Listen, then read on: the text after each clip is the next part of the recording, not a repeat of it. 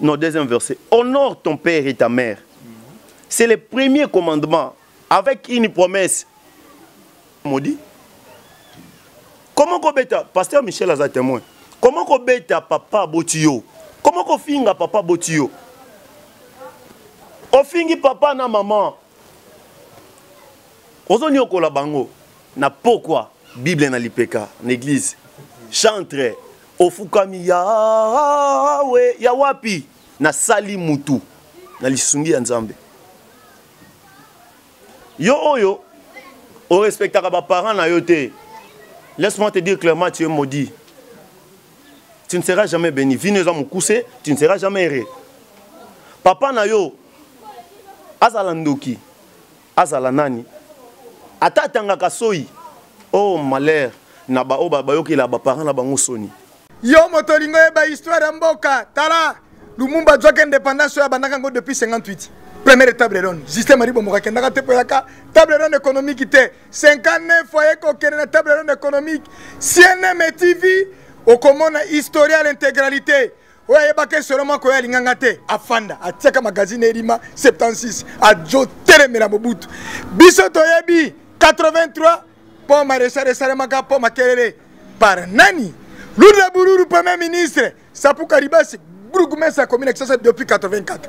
Yo ngomona historique yeba yango CNM TV innovation. CNM TV makambo asika. Ah Rianza CNM TV Rianza CNM TV Mpombe Oh, bah petit, allez là, bah comment bisala tala. CNN TV et comment bila kisa la kisa. CNN TV, c'est un moko. CNN TV officiel TV. Ah bi bah toi comme soutien. Ah bah pour Robert Misuboye. CNN TV, et ko pico makambo solo. CNN TV, et ko simbali sembe. CNN TV, et ko pico théâtre la solo. CNN TV, et ko ça ba gag ya solo. Ah te, CNN TV, kata bango lisembe. CNN TV si bango limpombe CNM TV akati kata bao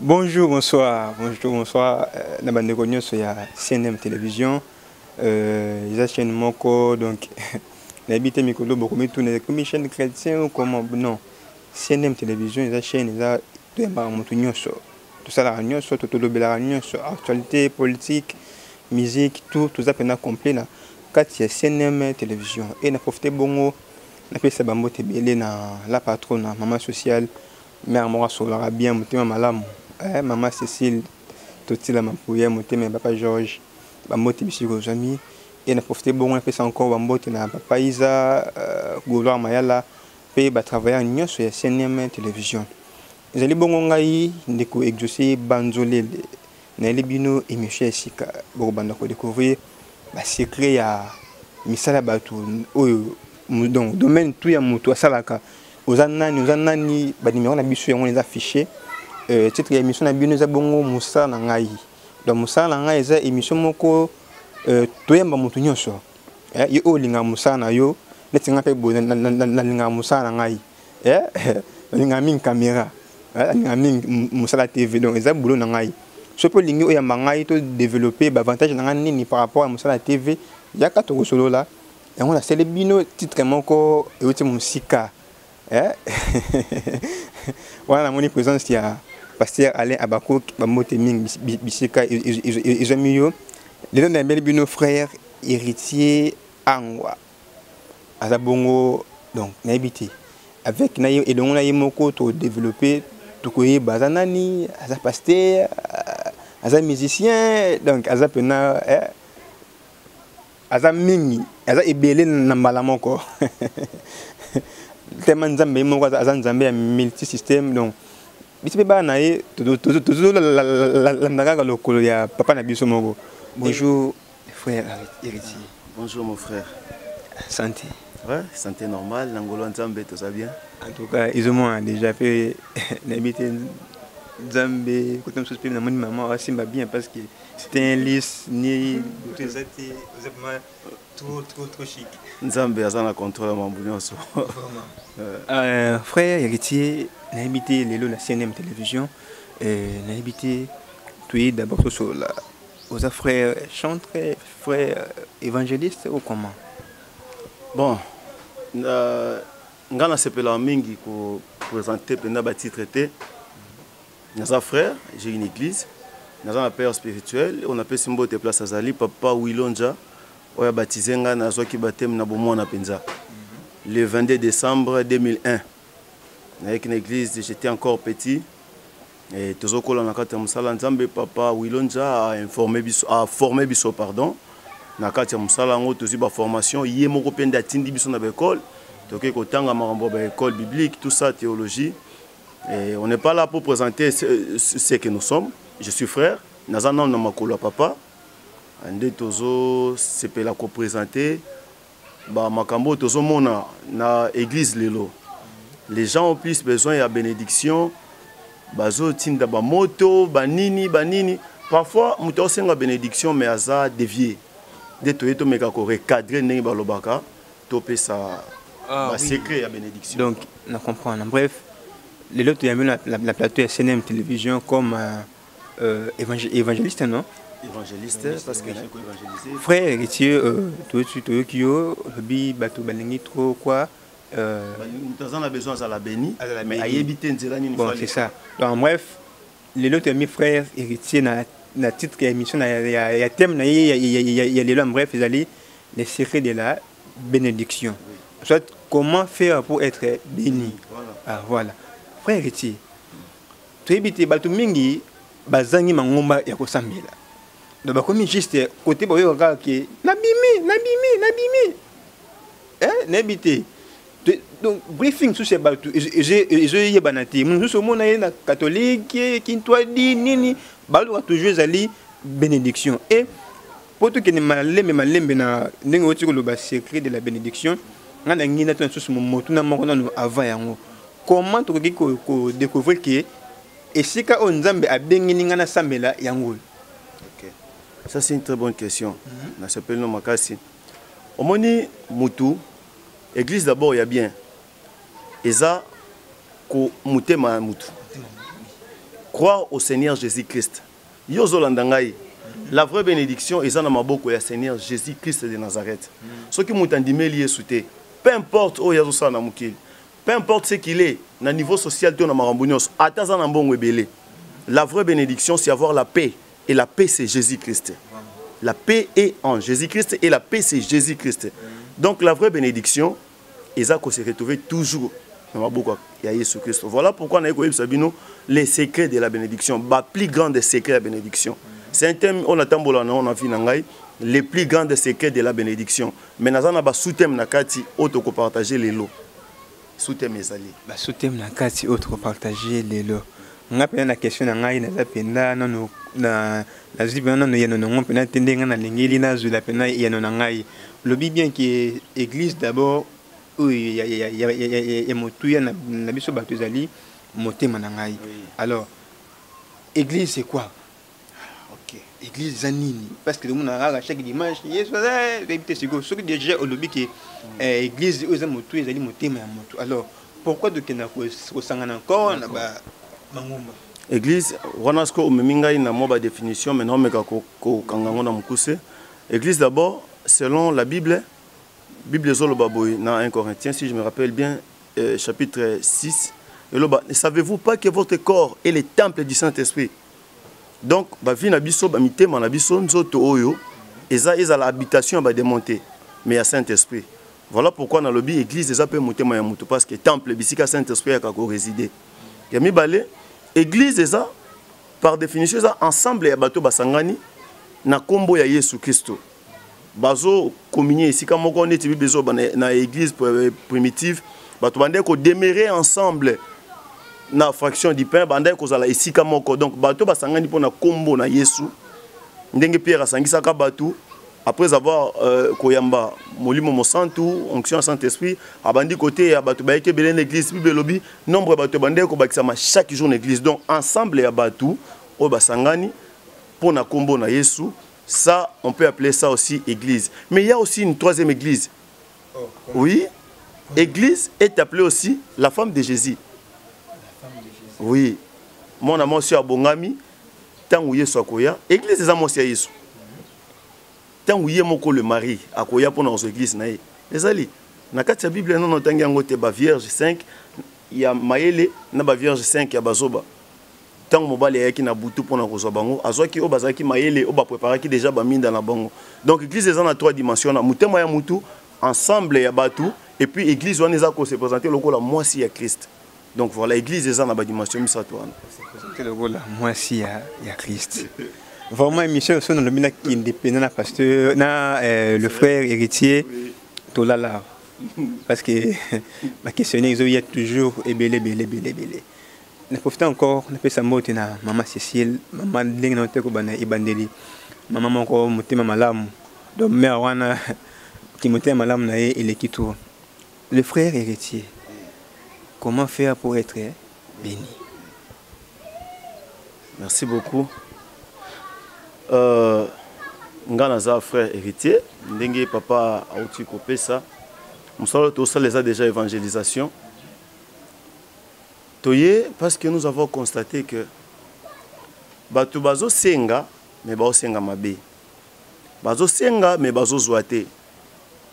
Or ezana banzela au fond muto lekela à chaque chose pour babenga yo médecin il faut ça la médecine pour babenga yo avocat il faut ça la droit pour babenga infirmier il faut ça la science infirmière ezana bato bazana ndenge bazo lekela pour être béni na musala ya nzambe soko lingo za la béni ezana makambo ko sala nde tolobaki na debi grand thème onga na tambola na ngona vie eza le plus grand des secrets de la bénédiction.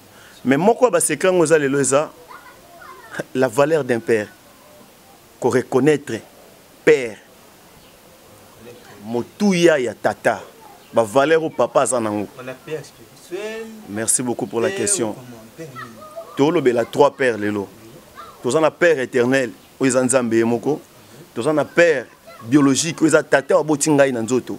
Netinga papa nanga papa konga na pesi mbote place azali na mama bibi akonga. Place Bazali. Tous appellent un père spirituel. Donc père éternel les Anzambe, père biologique aux papa abotio, to père spirituel au pasteur na onetinga na tanga papa nanga wilonja. Donc voilà. Si on peut commencer na père éternel aux Anzambe. Bien-aimé, la Bible dit ceci dans Psaume 24 verset 6. Verset 3 à 6. Qui peut monter à la rencontre du Seigneur?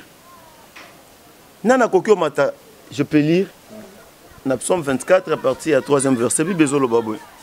Qui pourra monter à la montagne de l'Éternel? Qui s'élèvera jusqu'à son lieu saint? C'est celui qui a les mains innocentes et le cœur pur. Celui qui ne livre pas son âme au mensonge et qui ne jure pas pour tromper.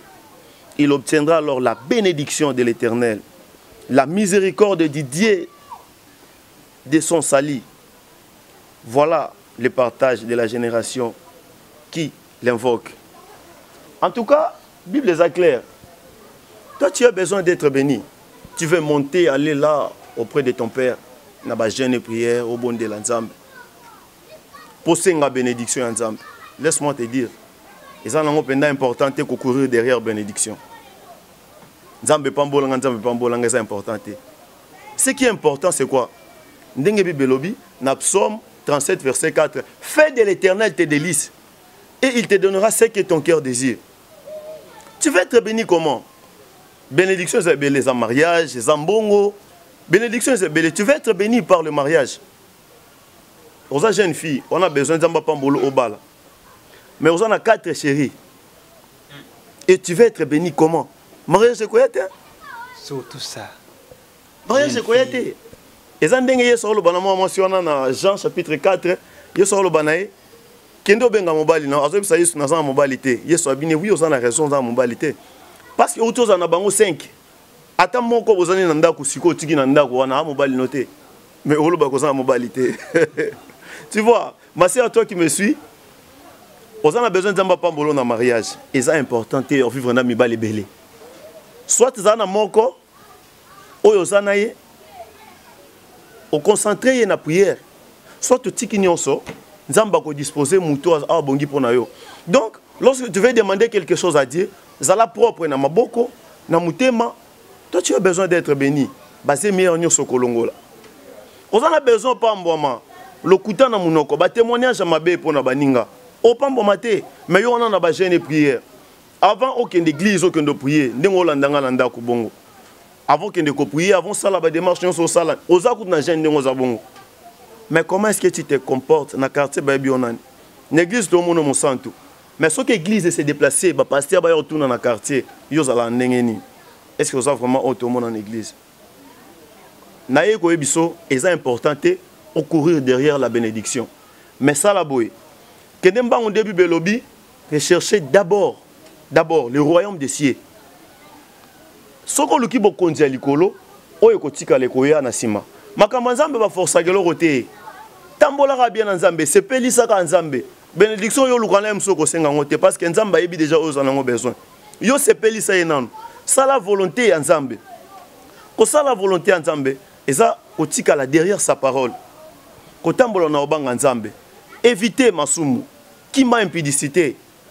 Tika mabe makambo sala na kindoki ozana ngwana. Oya na église oko sabato neti yo mo santo mozandoki. Yonde muto bo mo église wana. Et on a besoin de la béni. Maman, yo zo bon église. Ozo détruire église. O bundisa musala ya nzambe. Peut-être yo ozala no bien, mais bana no ba suka ndengeni. Parce que bénédiction landarati na 4e malédiction landarati na 4e génération. Mais bénédiction da kalibela. Mais est-ce que oyo o banda wana, o ngoti ke la bana no malédiction to bénédiction. Un jour mon frère Jacob abimana Ribin abimana na mwasi ya papa na ye Jacob. Jacob ayoka ngwa fandani ya mela na ye. Amela un jour Jacob alinga kufa. Azef sa Ribin le Ribin mona na ngai. Oza oyo fala ko tika na bénédiction na ngai mona na ngai Ribin.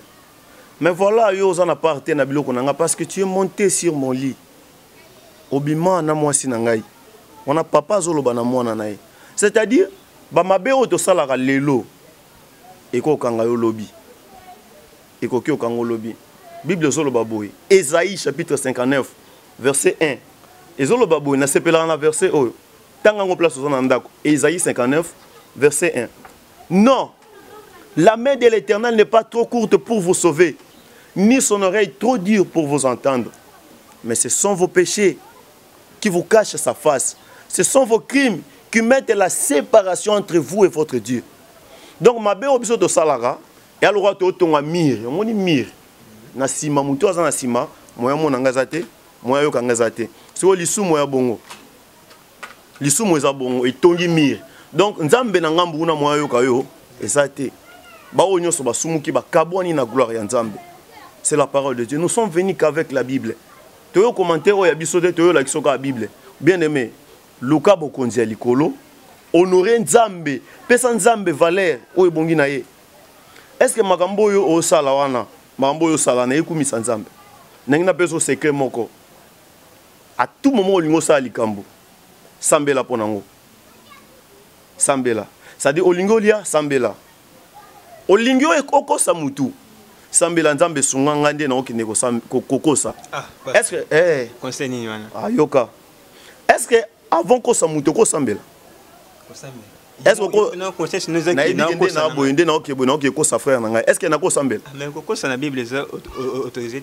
Parce que on a lobby. Ndenge na ok solana ndeko na ngai na milobeli ndenge na ok bonoko ko ça est-ce qu'il y a s'embelle? S'embelle. Ceux qui n'ont s'embelle té donc et le raison empêcher ko s'embelle. Tikango. Ndenge na zaboye na ok hôtel. Na ok hôtel na mwasi abatu to komi na chambre. Avant na sala mabe wana ba marié bato ba balani avant toute chose même les rapports sexuels ba sambela kanzambe pambola biso tozwa mwana bato ba balani et c'est une bénédiction pour eux. Alors ngala on a balité na ina mwasi na hôtel na sambela pe avant to banda soki moyen na sambela za te c'est que ça mabe alors tika ça comprendre makambo donc c'est pour dire quoi. Nakenda toyebi ba église mususu. Pasteur pour a gagner âme, azoyebi saye ndeko na na message pour na yo. Soko yene église, na koyebi so message nzamba laxi pour na yo. Tandis que nzamba laxi est le côté. Ce pasteur là a ça déjà l'isumu.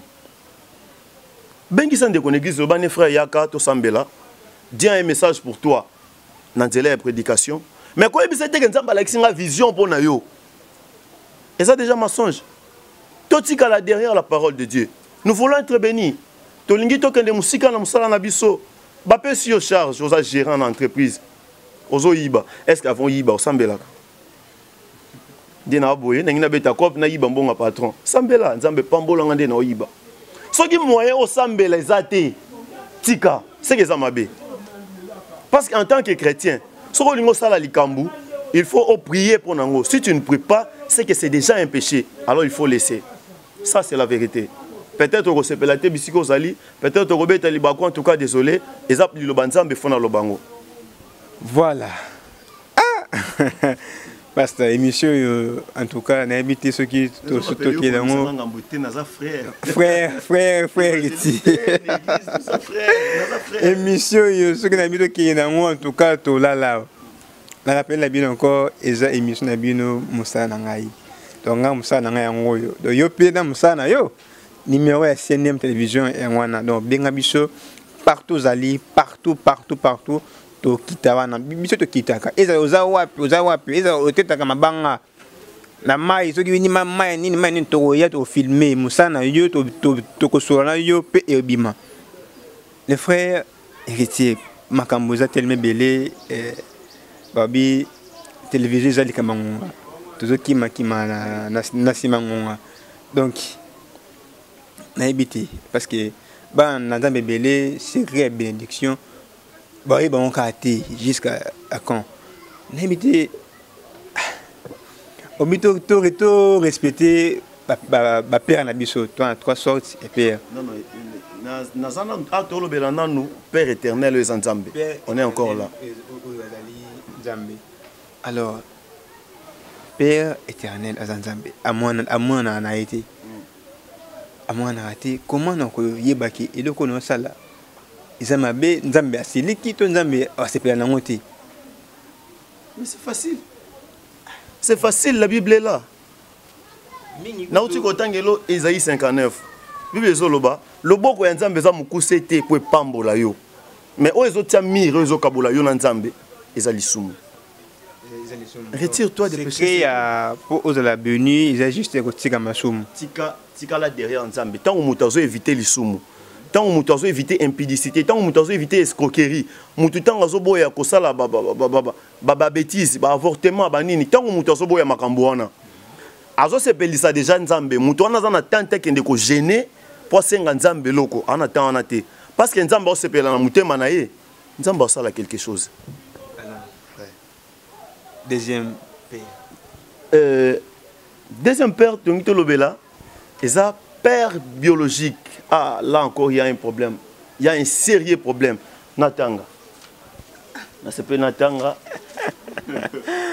Un sérieux problème. Et on a mis tout dans le père, papa, en 1900, combien on a. Parce que nous comprenons le phénomène où on a dit que banga suba parents étaient or biso na kala ndenge ba maman Cécile bakolisela biso ndenge ba papa Georges bakolisela biso yimo pona papa akwetio na chambre mais oza komituna o aza papa na ngate o comment maman azo peso éducation moko boyedo azo selo makamoko boye na kibomwana na ya erwa donc yo moko oza komituna o aza maître na ngai to maman na ngamo pena donc babilo mususu to biso moko to ko mona ba ajo yo nde to ko comprendre que ah non en tout cas oyo babino sala biso ande zaki éducation parce que les lots surtout biso na kisa ça donc bana papa to kindeka pour ça dans funda oui ceux qui moni parents azo linga mwana wana akoko mona ngolo kwa souffrance. Parce que papa kolinga mwana wana za lokola ye. Alinga mwana za lokola to kolina ba mi mususu omona bakanga ka bango na ndako ba ketanga bana na bazolela. Mais lelo tozana ba mi baza ba avocat ba tuminene parce que atanga ki bien. Alors nangina tanga tozana deuxième point nazo rappeler tozolo be la père biologique. Tato ya botio na musungi. Père biologique. Totangi na Ephésiens chapitre 6. Bible lobi boye. Enfants, obéissez à vos parents, selon le Seigneur, car cela est juste. Honore ton père et ta mère. C'est le premier commandement avec une promesse. Yoga verset 3. Afin que tu sois heureux et que tu vives longtemps sur la terre. Nabandeli verset Misato, troisième verset. Non, deuxième verset. Honore ton père et ta mère.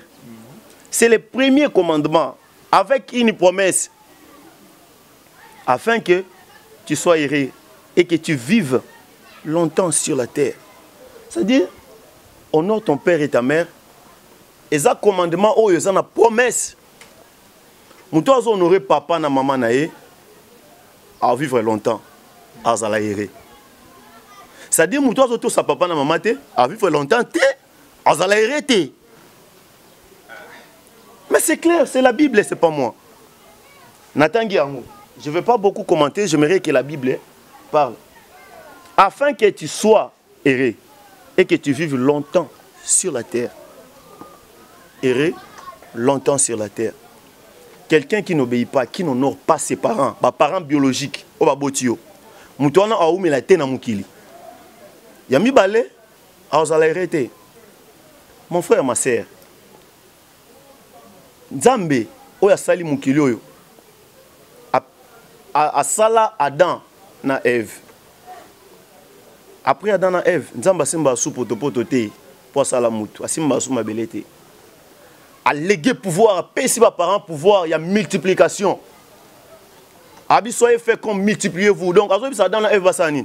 Babota. En d'autres termes, alors bana bango bomisa la siko. Genèse 4 verset 1. Genèse 4 verset 1. Genèse 4, verset 1. Place aux Atanga, Genèse chapitre 4, verset 1. Bible Lobini. Adam connut Ève, sa femme. Elle conçut et enfanta Caïn. Et elle dit, Yora mambo Ève oloba. Ève a commis na zemi, aboti Caïn. Yora mambo Ève oloba. Bible Lobi. Adam connut Ève, sa femme. Elle conçut et enfanta Caïn. Et elle dit, j'ai formé un homme avec l'aide de l'Éternel.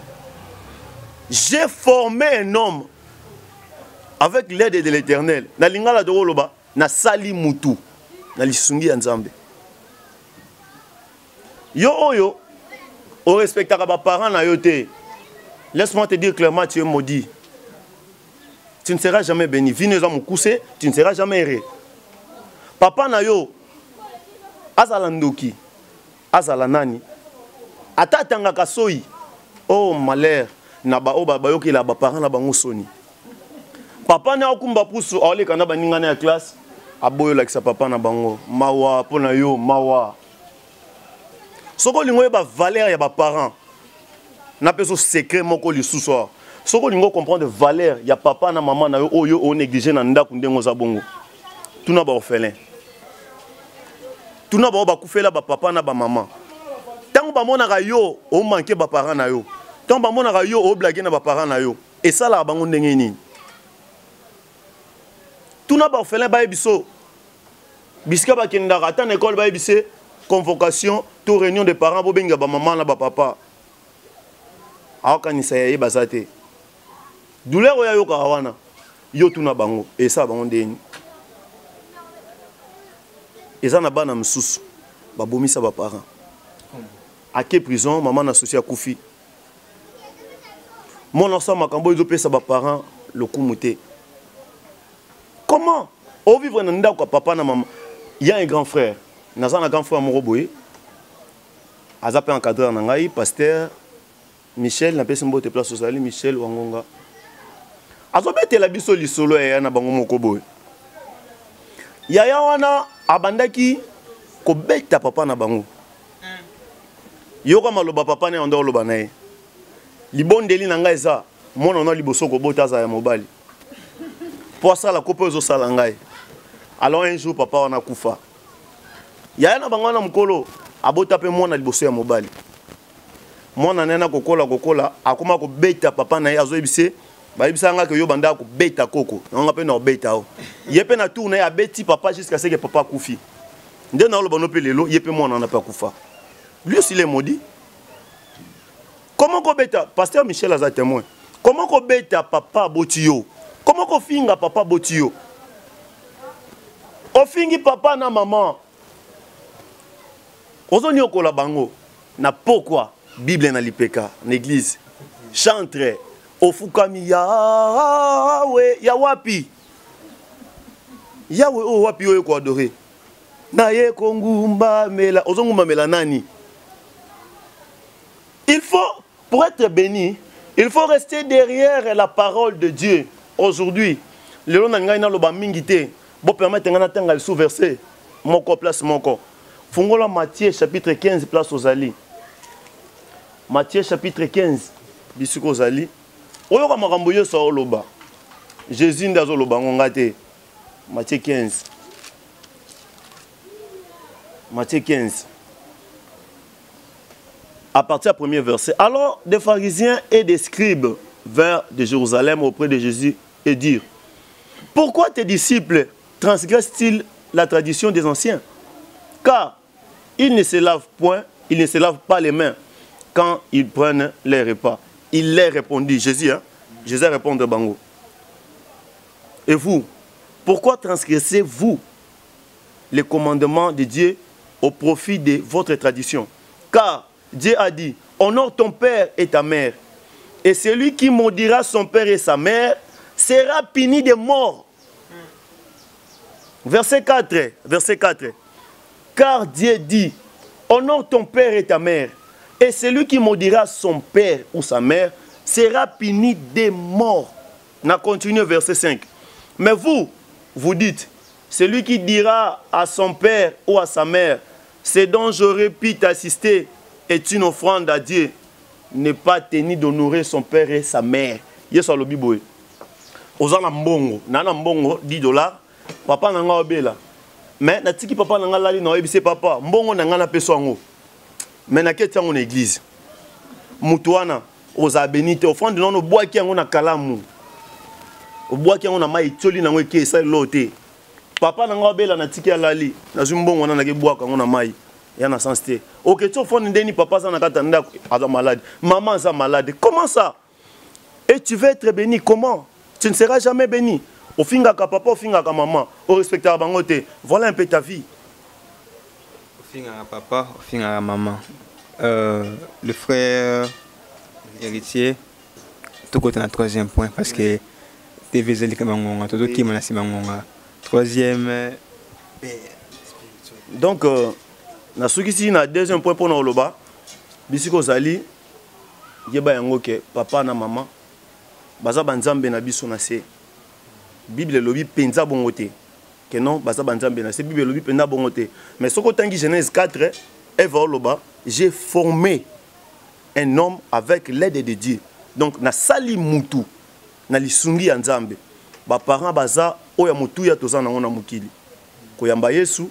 Pour respecter mes parents, c'est ça la vraie bénédiction. Jusque là, je pense que tu oses te comprendre. Kobanga nzambe ko yamba Yesu. Yo pe nano yambi Yesu te, yeba ke o vivre dans les ténèbres. Crois en Jésus et tu seras sauvé. Yamba Yesu. Muta yambi Yesu te a déjà jugé. Na lo belo clair. Yamba Yesu, tambola bien nzambe, to sa baboti na yo et tu seras béni. Troisième point, père spirituel. Père spirituel. J'aimerais que tu aies un verset moko. Que la Bible parle. Que la Bible parle. 5 minutes. 5 minutes, merci beaucoup. 2 Chroniques, chapitre 20, verset 20. 2 Chroniques. Marambo na yoka ka ikamusa ngai na 2 Chroniques, chapitre 20, verset 20. Yoka. Le lendemain, ils se mirent en marche. Bana Israël, hein. Fallait qu'ils balongwa bakende. Bona bazaki na nzela ba okende. Le lendemain, ils se mirent en marche. De grands matins pour le désert de Tekoa, à l'heure de pas, Josaphat se présentant et dit, Josaphat écoutez-moi Juda et habitants de Jérusalem, confiez-vous en l'Éternel votre Dieu et vous serez affermis. Confiez-vous à l'Éternel votre Dieu et vous serez affermis. Verset s'il n'enté. Confiez-vous à l'Éternel et vous serez affermis. Et confiez-vous à ses serviteurs, vous réussirez. Confiez-vous à Dieu, vous serez affermis. Zalanangouya, Sambela, vous serez affermis. Et confiez-vous à ces serviteurs, à ces prophètes, à ces pasteurs, vous réussirez. Nabeti so libaku, so robeta libaku, mais naïf so vérité. Pour réussir dans la vie, zalara bien un pasteur na yo. To sara pasteur na yo. C'est l'ange de l'église. L'Apocalypse, l'ange de l'église. Donc, tant qu'on a bien été un pasteur na yo, osa elo roté. Osa elo roté. On appelle ça le Dieu de Jacob. Oui, il a raison. Bien que le lope comme exagéré, nzamba papa nanga kinga, nzamba papa nanga muto ko sambele suye moté directement pas yesu.